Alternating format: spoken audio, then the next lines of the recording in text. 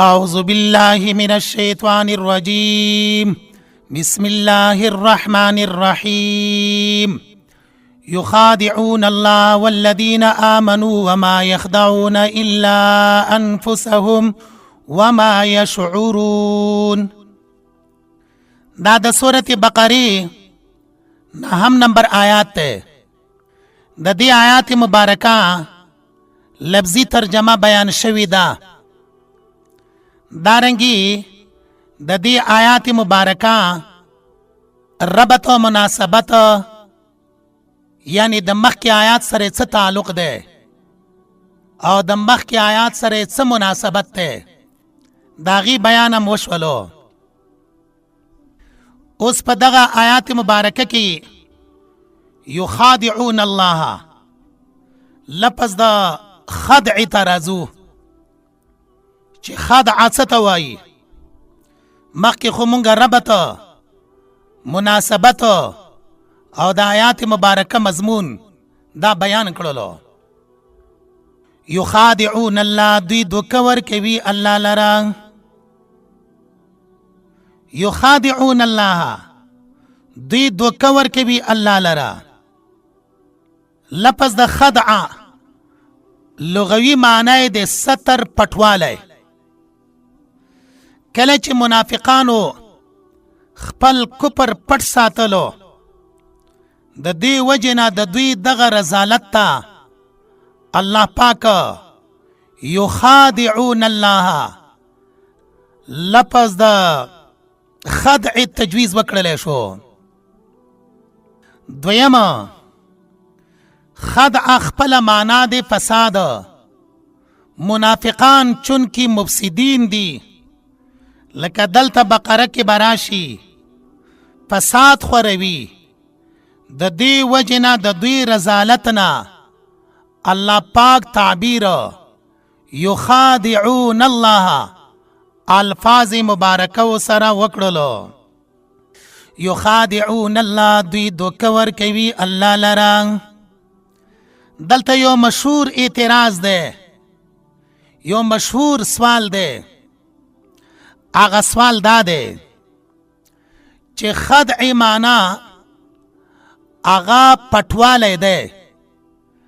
د الله پاک نه خو هیڅ یو شی پټو پناه نه ده. نه څوک داسې شته چې د الله نه یو شی پټو پناه کی. نو څنګه لفظ د یخادعون الله دلته کې منتخب کړل شوی ده؟ جواب د دغه سوال نه دا ده چې د الله نه خو هیڅ یو شی پټو پناه نه ده، لیکن منافقانو آمنا بالله و بالیوم الاخر الفاظ سره رسول الله صلی الله علیه وسلم ته دوکه ورکوله. دوکه د منافقانو پیغمبر خدا صلی الله علیه وسلم لره داسې دی لکه دوکه ورکول الله ته. نو د دوی چې کومه دوکه رسول الله صلی الله علیه وسلم سره روانه وه دغې دوکې نسبت الله پاک خپل ځان طرف ته وکړلو چې دغه دوکه د دوی د رسول الله صلی الله علیه وسلم سره نه دی بلکې دا دوکه د دوی د الله سره دی. ځکه الله جل جلاله یخادعون الله دوی دوکه ورکوي الله لره. حاصل دا دی دوکه ورکوي رسول الله ته، لیکن دوکه رسول الله صلی الله علیه وسلم ته داسې دی لکه دوکه ورکول الله ته. دا یو جواب شولو. دویم جواب دا دی منافقانو په خلو باندې آمنا بالله و بالیوم الاخر الفاظ داسې ویل چې مونږ ایمان دی په الله په ورځ د آخرت باندې، خو په زړه کې یې آمنا بالله و بالیوم الاخر نه و. کله چې دوی په خلو باندې آمنا بالله و بالیوم الاخری وایي او په زړونو کې یې آمنا بالله و بالیوم الاخر عقیده نشتا، نو الله پاک دارنګي و فرمایله یخادعون الله، دوی دوکه ورکوي الله لرا. حاصل دا دی چې په خوله آمنا بالله و بالیوم الاخر وایه خو په زړونو کې مو نشتا، دا ستاسو دوکه دی الله جل جلاله لرا. دریم جواب دارنګي کړی دی منافقانو چې کله آمنا بالله و بالیوم الاخر ویل او نبی کریم صلی الله علیه وسلم د انتهایی شرافت وجنا د دوی د دغه بد اعمالو او د دغه بد کردار او گفتار متعلق رسول الله صلی الله علیه وسلم دوی ته زجر نه ورکړی، د دوی پلټنه به نه کوله، د دوی حالات الله پاک ته حواله کړي وو. نو منافقانو به ویل چې مونږه الله دوکه کړلو، رسول مو دوکه کړلو، مؤمنان مو دوکه کړله. نو الله جل جلاله ځکه دارنګې او فرمایله یخادعون الله، دوی دوکه ورکوي الله لرا. دا د دوی خپل ګمان کې خبره ده، دوکه به کله الله ته ورکي. الله پاک العیاذ بالله څوک نشي دوکه کولی، دا د دوی خپل ځام دی، د دوی خپل د ضمیر خبره ده. وارنه نفس الامر کې دارنګې نه دی چې الله دوکه کی العیاذ بالله. آخرنی جواب بعضی مفسرینو دارنګې کړی ده یخادعون الله والذین کسان آمنو چې ایمان راوړی دی.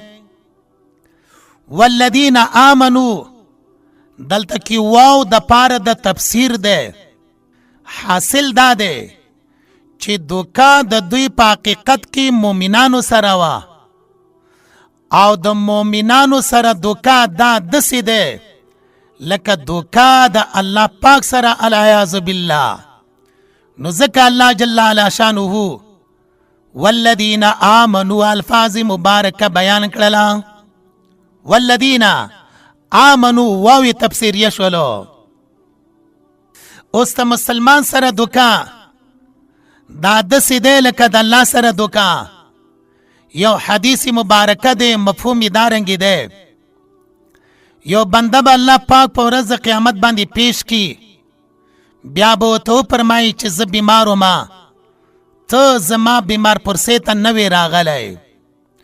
دا بنده به وفرمایي چې یا اله العالمین، ته خو مریضانو ته شفا ورکوې، ته د مرض نه پاک و مبرا یې، زه به څنګه ستا پوښتنې ته درغلی وم. الله جل علا شانه ته فرمایي زما یو مومن بنده بیمار و، که چرته ته د هغه بیمار پرسې ته ورغلی وی لوجدتنی عنده، دا به داسې و لکه زما بیمار پرسي. بیا به ورته وفرمایي چې زه وږی وم، تا ما ته ډوډۍ نه وه راکړې. دا بنده به عرض وکړي یا الله ټولې خزانې د رزق ستا په لاس کې وې، ته د خوراک او د څښاک نه مبرا او پاک وې، څنګه به ما تا ته خوراک درکړی و.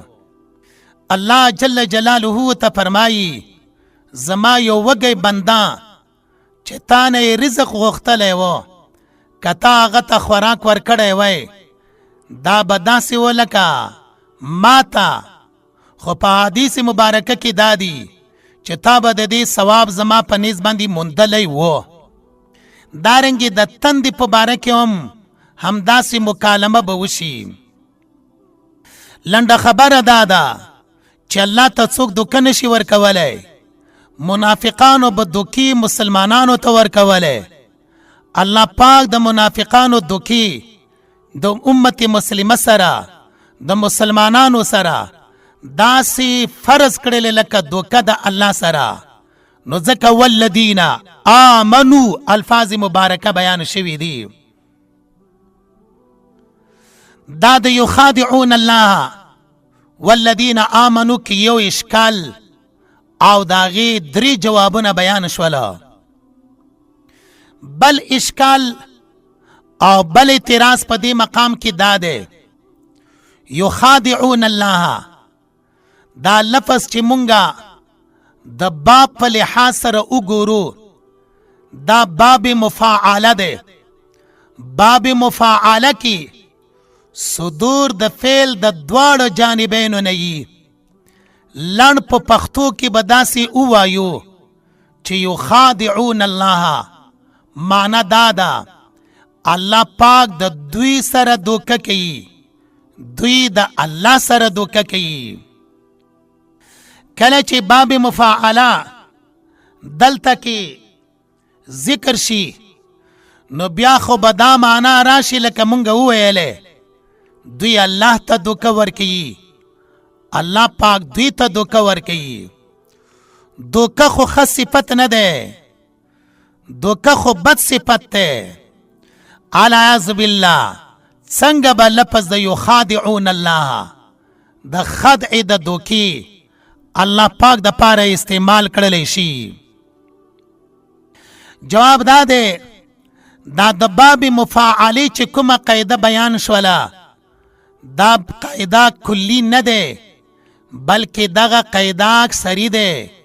هر ځای کې هم داسې نه وي چې باب مفاعله کې صدور د فعل د 2 جانب نه وي لکه دلته په اشکال کې بیان شولو. کله ناکله باب مفاعله د نفس فعل د پاره هم وي لکه عرب یو مثال ورکوي عاقبت اللص ما سزا ورکړله غلطه. نو هلته باب مفاعله دی معنا خو دارنګې نه ده چې غلطه ما سزا ورکړله او غله ما ته سزا راکړله بلکې معنا دا ده چې غلطه ما سزا ورکړله. یخادعون الله دوکه ورکوي دوی الله لرا والذین کسانو لرا آمنو چې مؤمنان دي وما یخدعون دوی دوکه نشي ورکولی الا انفسهم مگر خپلو ځانونو لرا. وما یخدعون دوی دوکه نه ورکوي الا انفسهم مگر خپلو ځانونو لرا. د تفسیر په لحاظ سره وما یخدعون الا انفسهم دا اثر د خدع د دوکې دی. حاصل دا دی چې د دوکې اثر او د دوکې بد نتایج دا په دوی باندې را واپس کیدونکي دي. دا په حقیقت کې خپلو ځانونو له دوکه ورکوي. وما یشعرون او دوی نه پوهیږي. د منافقانو په هغه رذالتونو کې یو رذالت وما هم بمؤمنین و، دویم یخادعون الله الفاظ و،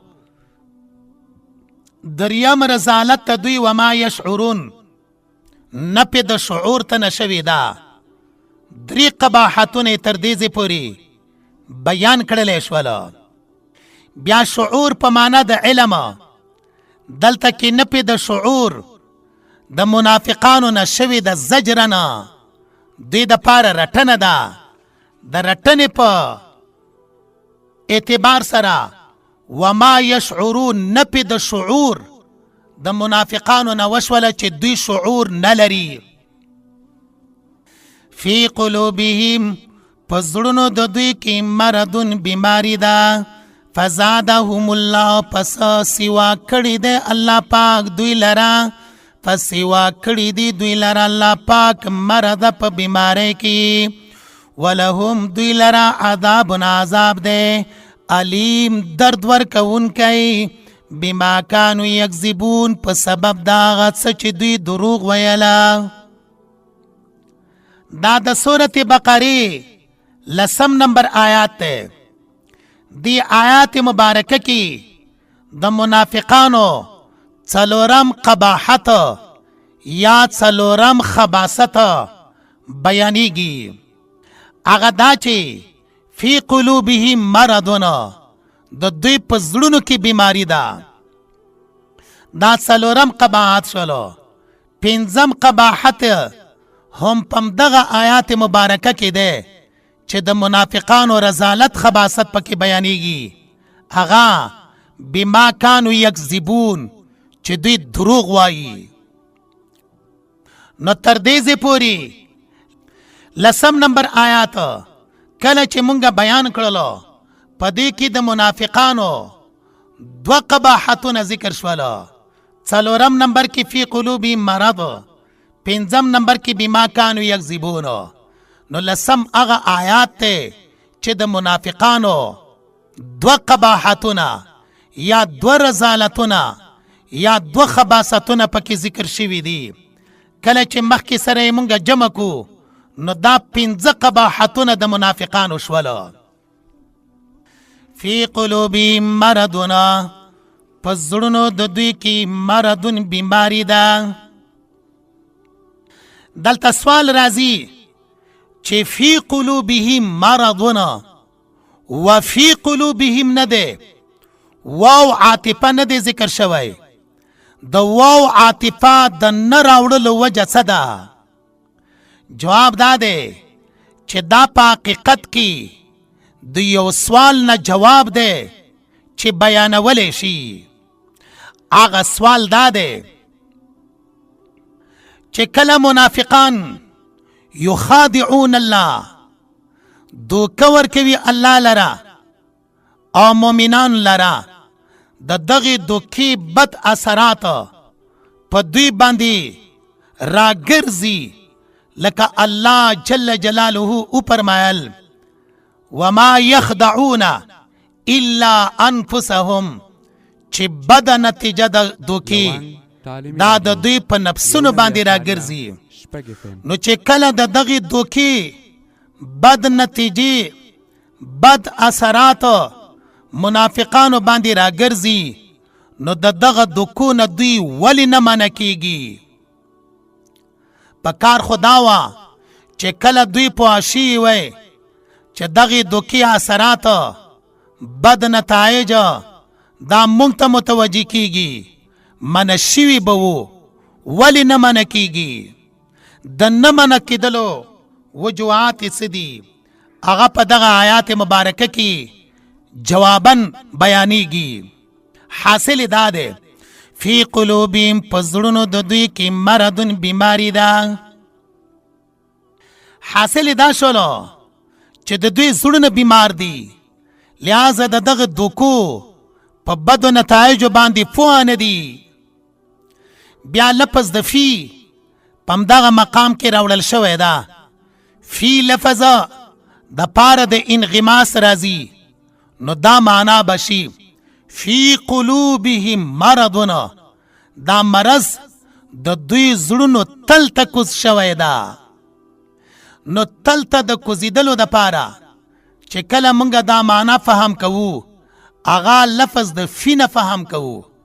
فی لفظ په دې باندې دلالت کوي چې دا مرض د نفاق، دا مرض د دوکې، دا د دوی زړونو په تل کې پروت دی، او په تل کې د پریوتلو د پاره د دې معنی حاصلولو د پاره لفظ د فی بیان کړل شولو.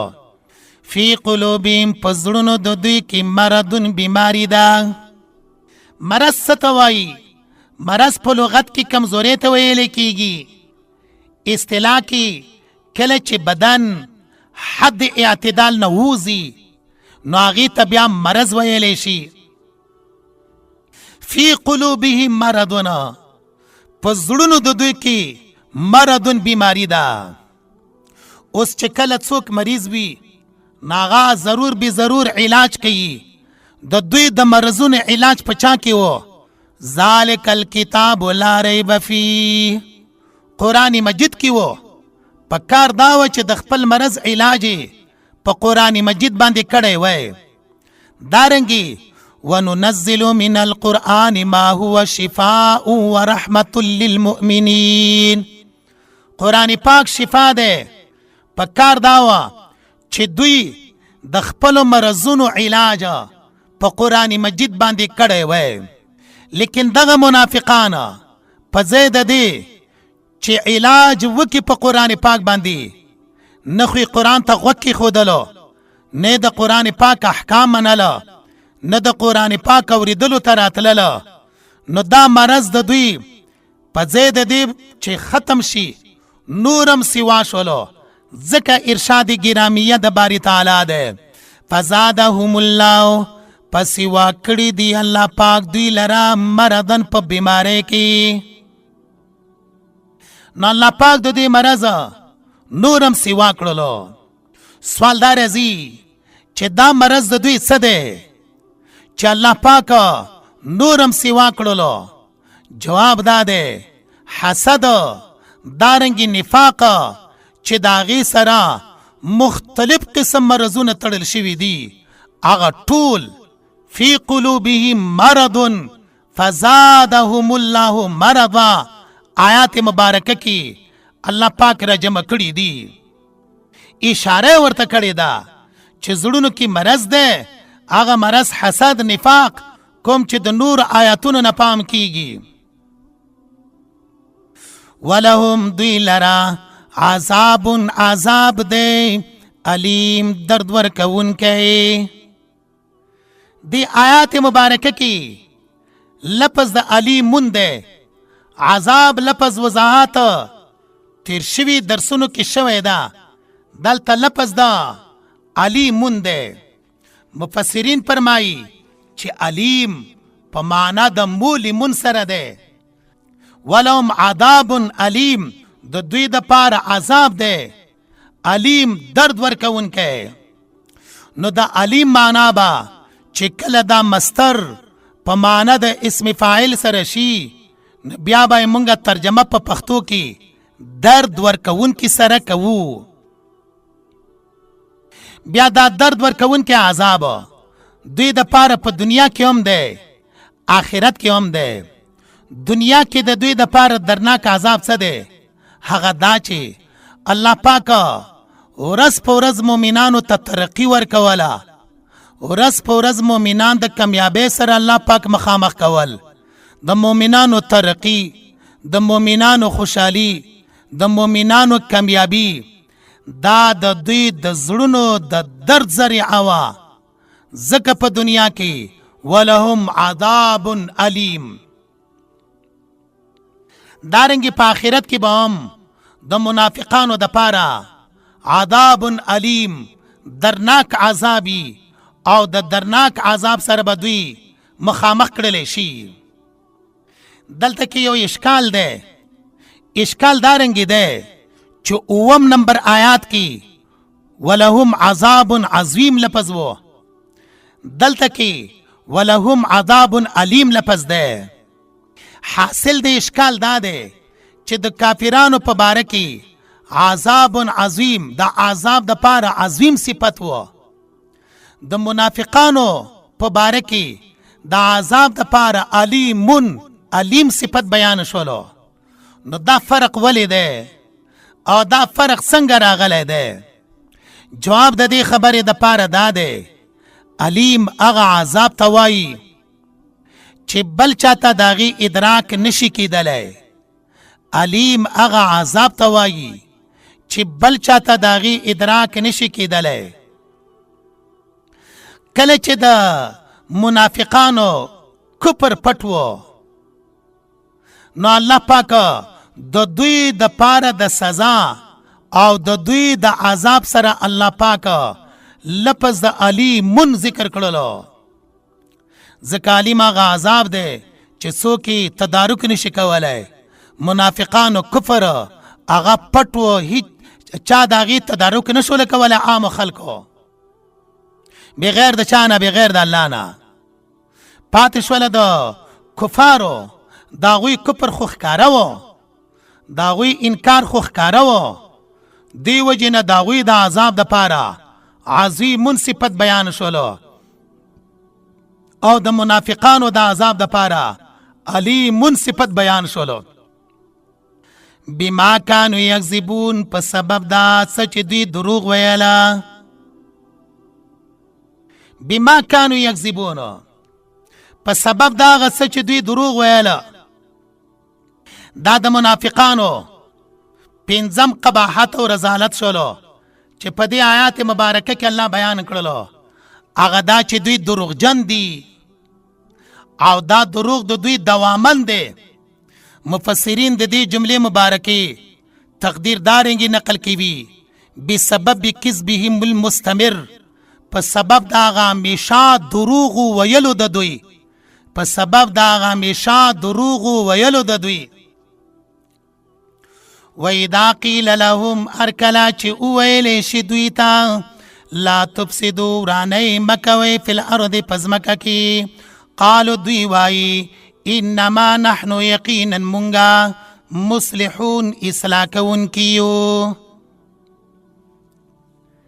دا د سورت بقری 10 نمبر آیات ته د منافقانو شپږم قباحت او رذالت پکې بیانېږي.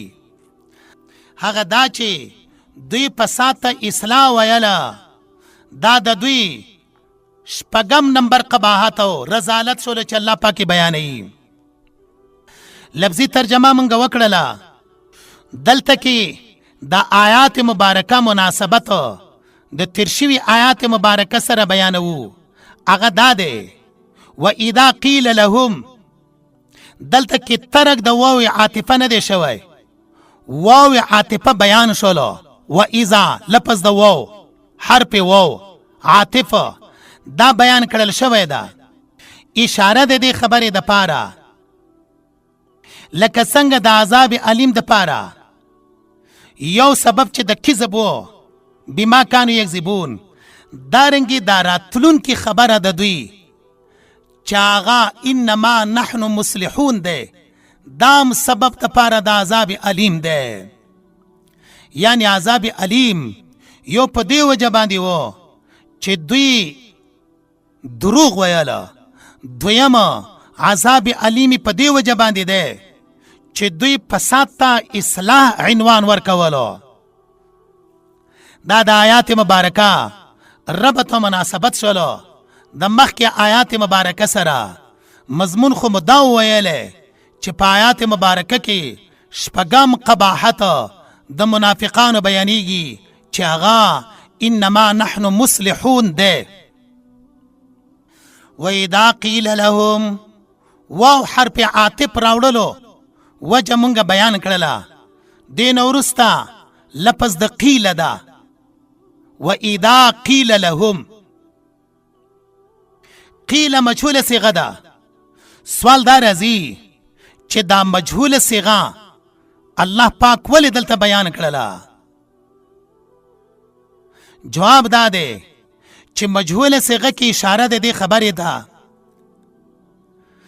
چې نهی عن المنکر ولا خلقا، نهی عن المنکر ولا خلقا دا عام وو. رسول الله صلی الله علیه وسلم د نبی کریم صلی الله علیه وسلم صحابه کرام دا ټول ناهین عن المنکر، د منکر نه چې د نهی کوي. منکر کوم ځای کې دی؟ اغا لا تفسدو فی الارض. حاصل دا دی چې لا تفسدو فی الارض دا منکر دی او د دې منکر نه منع کون کی، د دې منکر نه منع کون کی ډیر عام دی. داغه عموم د پاره قیل مجهول صيغه الله پاک بیان کړله. وَإِذَا قِيلَ لَهُمْ أَرْكَلَ چِ اویل شي دوی ته لا تفسدوا فی الارض ورانی مکوی پزمکه کی. ربط آیات مبارکه یوخ د واو عاطفه په صورت کې ذکر کړلو. دویم په دې طرز باندې هم مفسرینو بیان کړی دا هغه دا چې فی قلوبهم مرضنا د دوی باطنی مرض دا صحت ته رسیدلی ده چې فساد ورته اصلاح کاری. فساد ته څه وایي؟ اصلاح وایي. دوی فساد په باره کې چې کله دوی ته نهي وشي چې مه کوئ فساد، دوی څه وایي؟ انما نحن مصلحون. حاصل مرض باطنی دی حد ته رسیدلی ده چې فساد ته اصلاح نوم ورکوي. وَإِذَا قِيلَ لَهُمْ هر کله چې وویلې شي دوی ته لا تفسدوا فساد مکوئ فی الارض په ځمکه کې. فساد خپله معنا وتل د یو شي استقامت نه، دارنګې بې پیدې کېدل د یو شي هغې ته فساد وایي. فساد په دو معنو سره شولو. استقامت د یو شي د خپل برابروالي نه وتل، یا بې پیدې کېدل د یو شي هغې ته فساد ویلی شي چې دا شی فاسد شولو. وَإِذَا قِيلَ لَهُمْ هر کله چې دوی ته وویلی شي لا تفسدوا فساد مکوئ فی الارض په ځمکه کې. مخکې مونږ اشاره وکړله لا تفسدوا فی الارض دا نهی عن المنکر ده،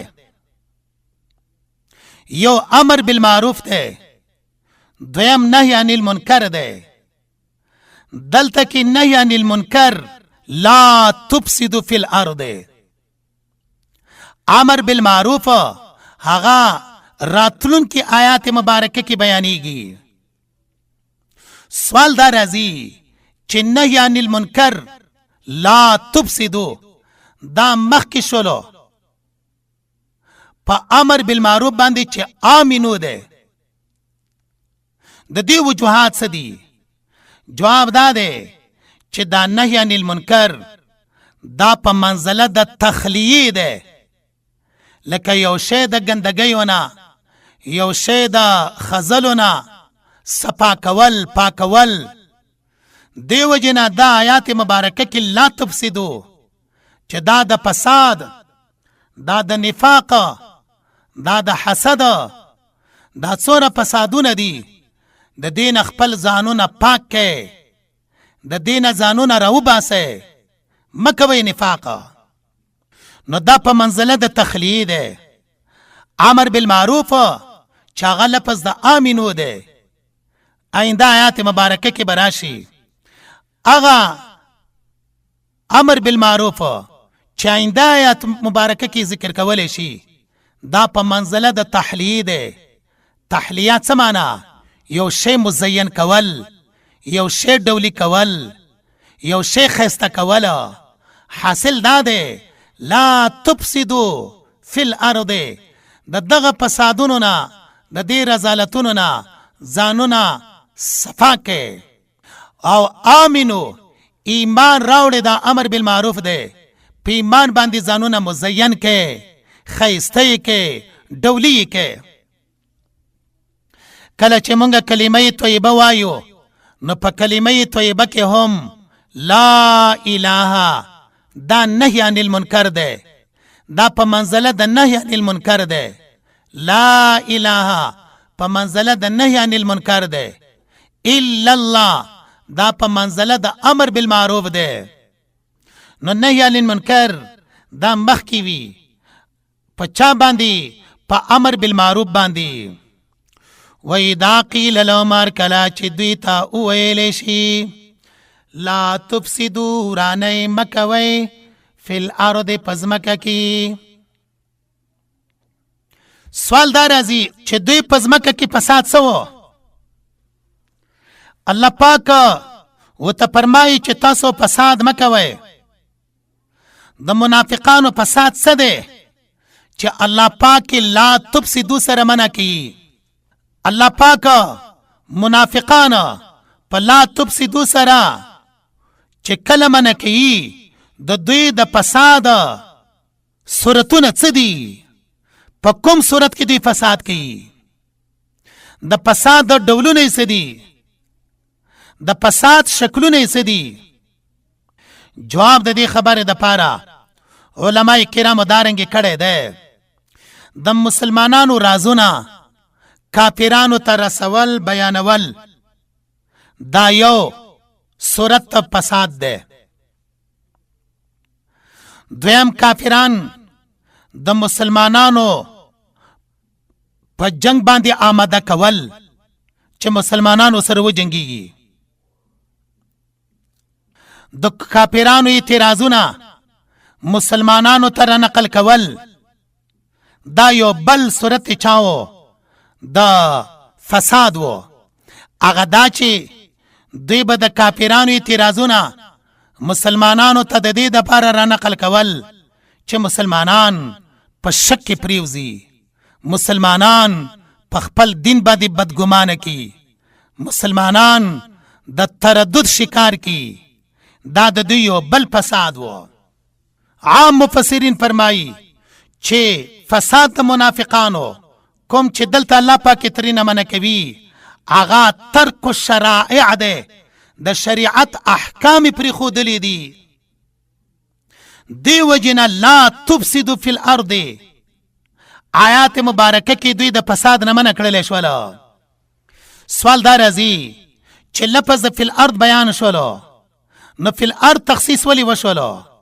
جواب د انسانانو فساد دا په ځمکه پورې محدود دی، ځکه الله جل جلاله فی الارض الفاظ مبارکه بیان کړله.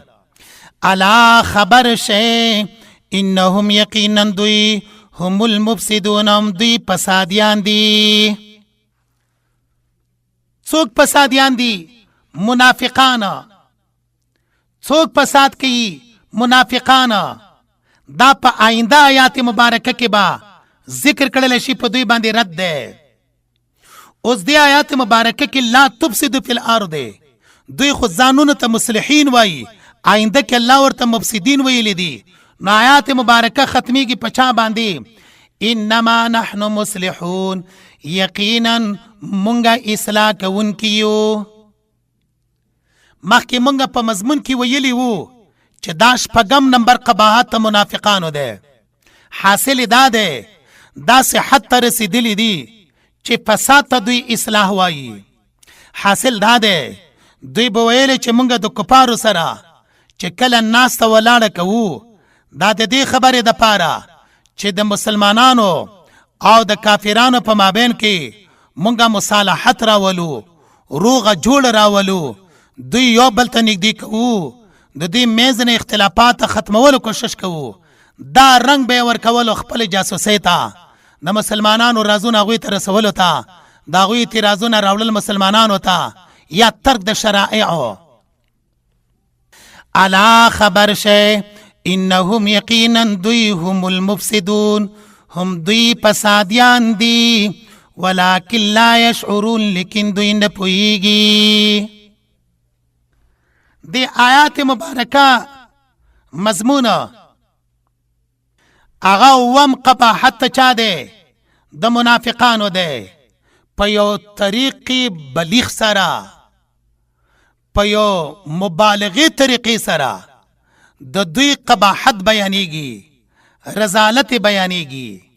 هغه دا چې دوی مفسدین دي. بیا کله چې مونږه آیات مبارکه باندې نظر واچو، الا انهم هم المفسدون، حاصل دا ده چې فساد دا په دوی کې منحصر ده. تیر شوي آیات کې انما نحن مصلحون اصلاح په خپلو ځانونو کې منحصره کړې وه. دی آیات مبارکه کې فساد منحصر کوي د دوی په باره کې. هغه دا چې یو خو لفظ د الا دی، دویم حرف د ان، دریم جمله اسمیه، څلورم هم ضمیر، پنځم مبتدا او خبر دواړه معرفتین. پښتو کې مونږه ترجمه دارنګي کوو، الا خبر شئ انهم یقینا دوی هم المفسدون، خاصم دوی ورانکاری دي. دی ته حصر ویلی شي په پنځو طریقو باندې، پنځو طریقو باندې. په طریقې د حصر سره الله پاک منافقان مفسدین ورانکاری وګرځوله ولکن لا یشعرون لیکن دوی نه پوهیږي.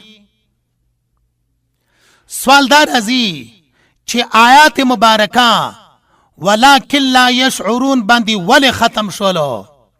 جواب د قرآن پاک خو ډیر زیات رازونه دي، ډیر زیات لطائف پکې پراته دي، خو ولکن لا یشعرون کی یو لطیفه مفسرینو دارنګي بیان کړی دا چې کله د منافقانو متعلقه وویل شول الا انهم هم المفسدون چې دوی فسادیان دي، نو دلته کې یو وهم راغللو چې کله دوی فسادیان دي نو خپل فساد ته انما نحن مصلحون اصلاح ولی وایي.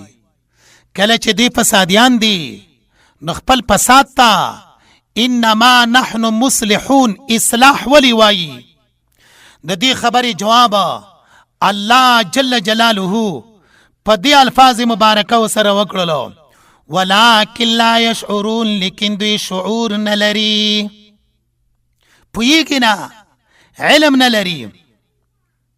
دلته یو سوال راځي چې کله دوی شعور نه لري په کار دا دی چې دوی د معذور وګڼلی شي، سزا بیا ولې د دوی دپاره دی کومه چې مخکې بیان شوله ولهم عذاب علیم.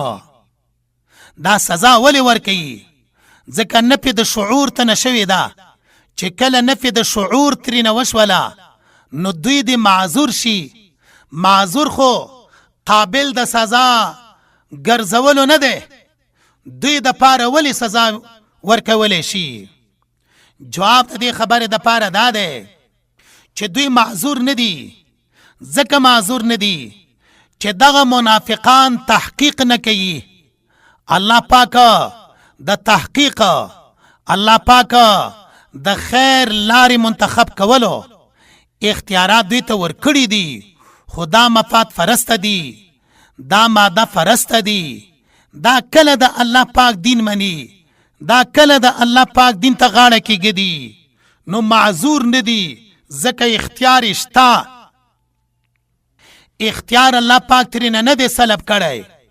نو په دې وجه باندې چې کله دا یو وهم و ولکن لا یشعرون الفاظ مبارکه سره الله پاک دغه وهم ختم کړلو او داغي جواب وکړلی شولو.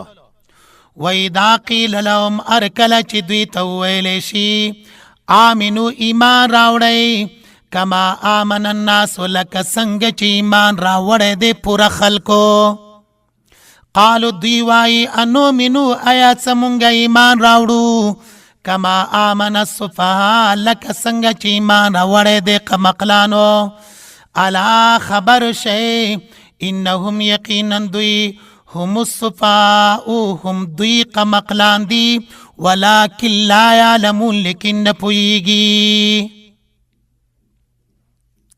دا د سورة بقره 14 نمبر آیات مبارکه ده. دی آیات مبارکه کی امر بالمعروف ورسته د نهی عن المنکر نه بیانېږي په دې الفاظو سره چې هغه آمینو الفاظ دي. بیا په دغه آیات مبارکه کې د منافقانو درې قباحتونه بیان شوي دي. کله چې مونږ د مخکینیو قباحتونو سره یو ځای کوو، د هغوی سره جمع کوو، نو کما آمن السفهاء دا 8 نمبر قباحت او رذالت منافقانو ده. 9 الا انهم هم السفهاء دا 9 قباحت منافقانو ده. 10 ولكن لا يعلمون دا د منافقانو 10 نمبر قباحت شولو. لن به داسې ووایو چې په دې آیات مبارکه کې د منافقانو 3 قباحتونه بیان کړل شوي دي. یو کما آمن السفهاء، دویم الا انهم هم السفهاء، دریم ولکن لا يعلمون. دا د منافقانو لس قباحتونه تر 14 نمبر آیات پوری بیان کړل شول. وَإِذَا قِيلَ لَهُمْ آمِنُوا كَمَا آمَنَ النَّاسِ دا د آیات مبارکه ربط بیان کړل شولو چې قباحتونه بیانېږي د منافقانو، مضمون بیان کړل شولو چې دلته په دې آیات مبارکه کې 3 قباحتونه رذالتونه د منافقانو دي. اوس د آیات مبارکه لفظي ترجمه نه وروسته تفسیر د آیات مبارکه دارنګي ده. وَإِذَا قِيلَ ارکل چې اویل شي لهم دویتا آمنو ایمان راوړی. دلته بیا لفظ د قیلا مجهول صيغه بیان کړل شوې ده، اشاره ده تعمیم د قائلین وتا، یعنی د دې راتلونکي خبره آمنو د دې قائلین وینکی عام دي، د دې وینکی ډیر زیات دي. نبی کریم صلی الله علیه وسلم صحابه کرامو هغوی منافقانو ته څه وایي؟ آمنو ایمان راوړه. مونږ د ایمان لغوي معنا، ایمان اصطلاحي معنا، ایمان کې مذاهب د دې ټول وضاحت په تیر شوي درسونو کې شوی ده. وَإِذَا قِيلَ لَهُمْ ارکله چې دوی ته وویلی شي آمنو ایمان راوړی کما آمن الناس لکه څنګه چې ایمان راوړی دی پوره خلکو، کاملو خلکو. آیات مبارکه کې لفظ د الناس ته، الناس نه مراد صحابه کرام دي. صحابه کرام په دې ټول امت رسول الله کې پورا کامل خلق دي. کله چې پورا او کامل خلق دي پښتو کې ځکه مونږه ترجمه دارنګي کوو آمنو ایمان راوړی کما آمن الناس لکه څنګه چې ایمان راوړی دی پورا خلکو، کاملو خلکو. دا ځکه چې الناس کې الف لام عهدي دي، معهود په دې سره کامل پوره خلق دي، هغه نه دي مګر صحابه کرام دي. ځکه خو ابن عباس رضی الله تعالی عنهما فرمایي الناس نه مراد خلفای اربعه دي. نو د دې ځای نه دا خبره ثابته شوله هغه ایمان معتبر دی چې هغه په منهاج د صحابه کرامو باندې وي، هغه په طریقه د صحابه کرامو باندې وي. ځکه خو الله پاک فرمایي آمنو ایمان راوړی کما آمن الناسو لکه څنګه چې ایمان راوړی دی پوره خلکو. هغه پوره خلک څوک دي؟ صحابه کرام دي. د صحابه کرامو ایمان څنګه و؟ د صحابه کرامو ایمان کې دروغ نه وو. منافقان بما کانوا یکذبون دروغ وایي. د صحابه کرامو زړونه صفا وو. د منافقانو فی قلوبهم مرض، زړونو کې بیماری ده، شک ده، حسد ده، نفاق ده. منافقان یخادعون الله، دوکه کوي، دوکباز دي. صحابه کرام مخلص وو، داغوی ژبې مبارکی، داغوی زړونه مبارکه دا په یو ربط کې وو. څه به چې په زړه مبارک وو هغه به په خلو مبارکو باندې وو. ځکه الله پاک فرمایله کما آمن الناسو لکه څنګه چې ایمان راوړی ده پوره خلکو داسې ایمان تاسو راوړی. کله چې مونږه په کما آمن الناسو باندې نظر واچو نو مونږ ته دا خبره ثابته شوله چې د صحابه کرامو ایمان دا معیار د حقانیت دی. که څوک دا غواړي چې زما ایمان د په اخلاص سره وي، زما ایمان دی الله پاک ته قبول وي، زما ایمان دی زما د نجات ذریعه وي، نو هغه د ایمان په شان د چا راوړي؟ په شان د صحابه کرامو. او د دې ځای نه دا خبره هم ثابتېږي چې صحابه کرام معیار د حق دی. لکه سورت بقره 130 نمبر آیات کې با راشي فَإِنْ آمَنُوا بِمِثْلِ مَا آمَنْتُمْ بِهِ فَقَدْ اهْتَدَوْا. کچرته د آینده نسلونو او موجوده منافقانو داسې ایمان راوړلو لکه ایمان د صحابه کرامو فقد اهتدوا، پس دوی په هدایت باندې. دارنګه سورت توبه آیات مبارکه سلام کې الله پاک د صحابه کرامو مدح کړی دا په دې الفاظ مبارکه سره رضی الله عنهم ورضوا عنه. الله د دوی ناراضي دی، دوی به د الله ناراضي وي. ځکه منافقانو ته وایي آمنو کما آمن الناسو، داسې ایمان راوړې لکه ایمان د صحابه کرامو. دارنګه د صحابه کرامو متعلقه سورت آل عمران کې هم الله جل شانه د دوی صفت کړی دا. سورت انفال کې خو فرمایي اولئک هم المؤمنون حقا. دارنګه الله پاک فرمایي اولئک هم الراشدون. نو په هدایت باندې دوی دي، حقانیت باندې دوی دي. د ټول انسانیت د پاره په باب د ایمان کې سمپل او معیار ایمان د صحابه کرامو ده. ایمان د چا ده؟ د صحابه کرامو ده. نو دی آیات مبارکه کې ځکه منافقانو ته دعوت ورکړل شو آمنو کما آمن الناسو، ځکه چې د صحابه کرامو ایمان الله پاک په نسبت باندې مردی ایمان ده. صحابه کرام د الله پاک په نسبت باندې د حق معیار دی. ځکه الله پاک کما آمن الناسو الفاظ مبارکه سره ارشاد گرامیه او فرمایلو. اوس کله چې دوی ته کما آمن الناسو سره دعوت ورکړل شولو او دا ثابت شوله چې ایمان د صحابه کرامو معیار د پاره د ټولو انسانانو د ایمان د پاره کوم چې آینده کې وجود ته راځي، کوم چې پیدا کیږي، کوم چې موجود دي، د دې ټوله د پاره. اوس دغه دلاویز دعوت په مقابله کې منافقان سوایي هغه په آینده جملو کې سره د رد نه په منافقانو باندې داغي وضاحت برازي.